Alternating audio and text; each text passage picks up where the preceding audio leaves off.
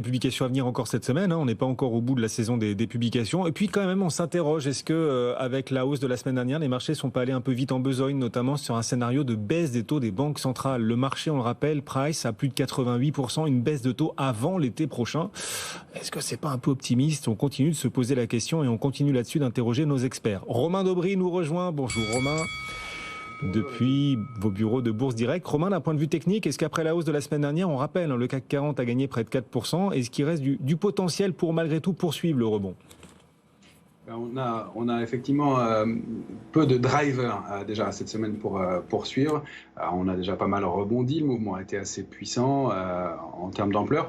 Ce qu'on peut constater du côté des marchés dérivés déjà, c'est qu'on a eu un petit peu de soutien acheteur dans la dernière séquence haussière, mais que dès vendredi, il y a eu un peu de prise de bénéfices et un intérêt qui a un peu diminué. Du côté des futurs, quand on regarde le CAC 40, l'Eurostoxx ou le S&P 500, on n'a pas un soutien colossal, c'est plus encore de la spéculation, des points d'entrée sur pas mal de titres qui avaient beaucoup corrigé, qui ont été mis à profit, de la détente suite au discours de Jérôme Powell et puis de la baisse des taux qui s'en est suivie. Mais effectivement, on n'a pas des volumes extraordinaires non plus, un peu mieux sur les indices américains.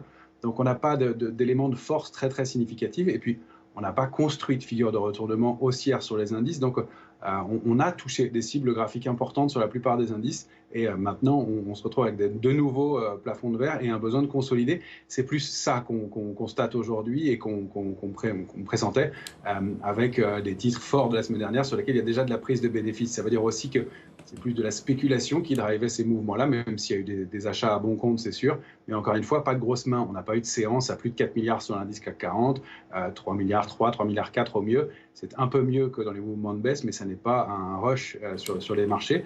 On peut dire qu'il y a effectivement beaucoup de sélectivité sur les dossiers. Et puis un élément intéressant, c'est que le VIX, l'indice de volatilité, a été comblé. Un gap qu'il avait laissé ouvert. Sur le VIX, la volatilité, les gaps sont toujours comblés. Et donc sur cet indice, il était laissé ouvert depuis le 21 septembre entre 15,20 et 15,43.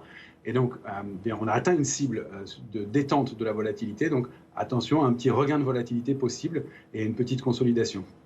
Effectivement, alors on va suivre tout cela, les principaux seuils techniques également. Et vous le savez, comme chaque après-midi, Romain, toute la famille est réunie. Julie Cohen-Horton vous interroge. Oui, bonjour Romain. Si on regarde les valeurs, est-ce qu'il y en a une qui vous interpelle plus précisément d'un point de vue technique ? Alors, on a choisi plutôt un panier de valeurs pour accompagner un mouvement de fond qui est intéressant. Ce sont les ressources de base. C'est un secteur qui surperforme, qui a bien rebondi depuis quelques jours. Et effectivement, pour tout ce qui est joué, cette thématique minière et avec la hausse des cours de l'or récemment et d'une façon générale des métaux, un panier de valeurs sur le secteur pourrait permettre de lisser un mouvement et d'être intéressant. Donc on a trouvé ce tracker, ce panier de valeurs qui est dont le code est BRES, Lixor ressources de base, qui donc a réagi au-delà d'un support majeur, 78, 44, 80, 39, et qui s'attaque à une résistance importante à 87, 50. S'il la déborde, il y a un potentiel de hausse intéressant pour aller chercher des cibles autour de 94, 40 et pourquoi pas accélérer un peu aux alentours de 96.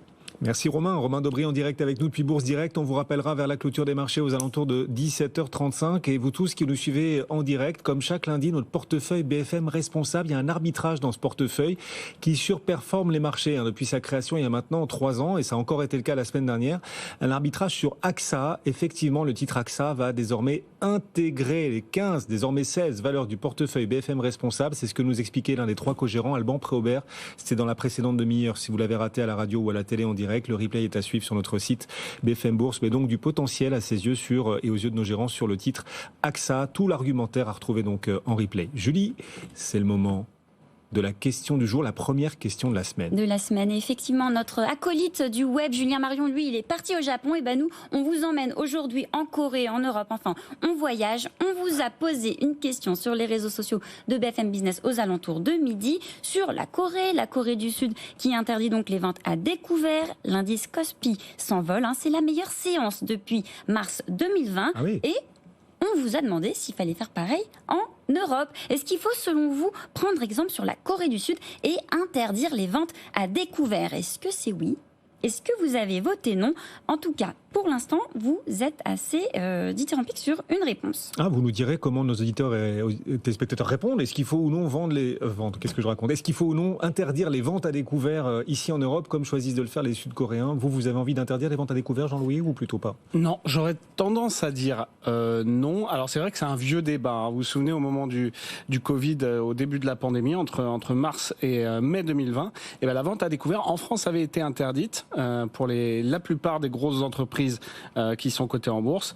Et voilà, et c'est un débat qui revient régulièrement. Le régulateur européen aussi avait réfléchi l'année dernière à savoir comment on pouvait standardiser la vente à découvert ou sa réglementation, son encadrement au niveau européen. Finalement, ça n'avait pas donné grand-chose.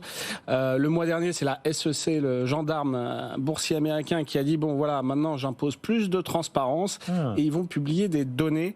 Donc c'est peut-être sur le côté aussi de la transparence des données pour savoir qui vend à découvert quoi.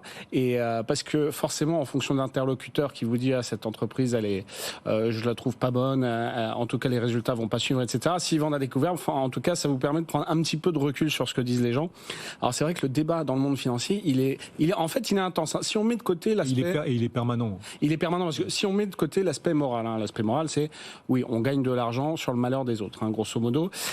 Donc ça, si on l'évacue, c'est pas très ISR, quoi. C'est une question de morale, mais qui n'est pas forcément une question financière. D'un point de vue financier, qu'est-ce qu'on reproche vraiment aux ventes à découvert ? C'est que ça accélère les mouvements baissiers, ça a tendance à créer de la volatilité.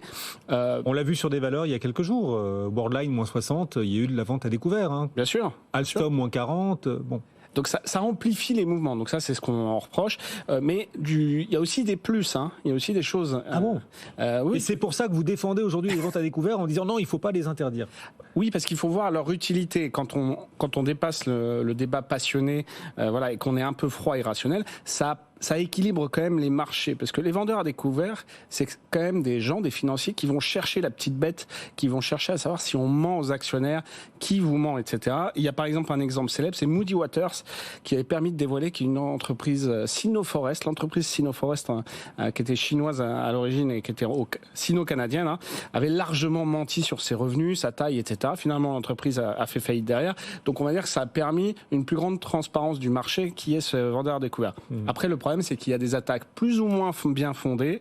Et là aussi, c'est un problème. On pense par exemple à SES Imagotag, chez nous en France, ceux qui font les étiquettes électroniques, dans les supermarchés, qui avait été attaqué par Gotham City Research. Et en fait, finalement, les attaques ont fait un peu pchit depuis, mais sur la journée où un premier rapport était sorti,